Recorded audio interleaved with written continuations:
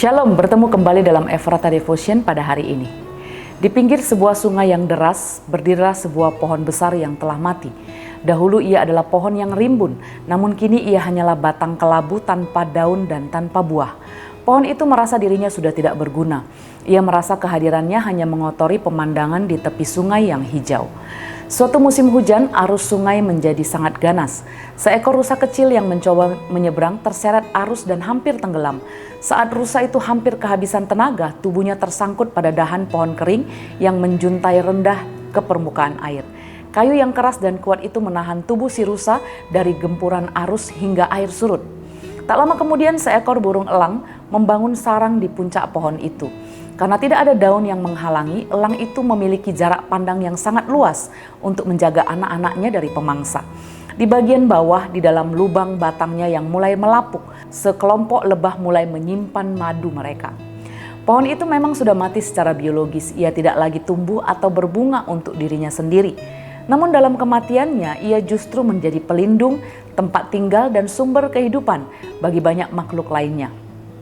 Kayu yang keras dan tidak lagi fleksibel itu justru memberikan stabilitas yang tidak bisa diberikan oleh pohon muda yang masih lentur.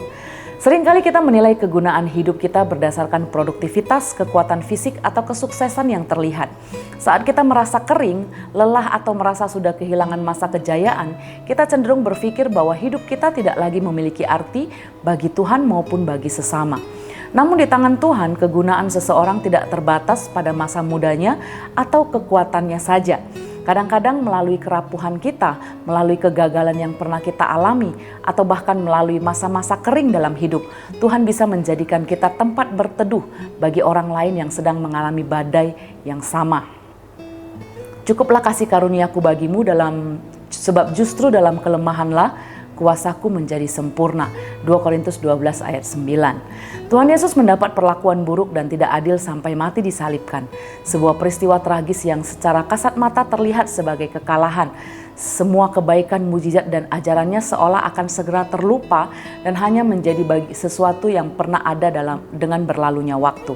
Namun ternyata kematiannya itu yang memberi kehidupan bagi semua orang percaya. Matinya, kekalahannya dalam pandangan manusia memberi dampak besar dan kekal bagi seluruh dunia.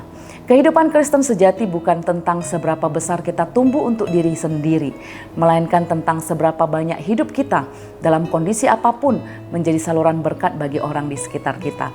Tuhan bisa memakai apa yang dunia anggap mati untuk memberikan kehidupan. Mari kita berdoa. Tuhan, terima kasih, kami mengalami kasih-Mu, kami mengalami anugerah-Mu. Dengan kematian Yesus Kristus kami memiliki hidup yang kekal. Kami juga rindu Tuhan untuk melihat kehidupan kami.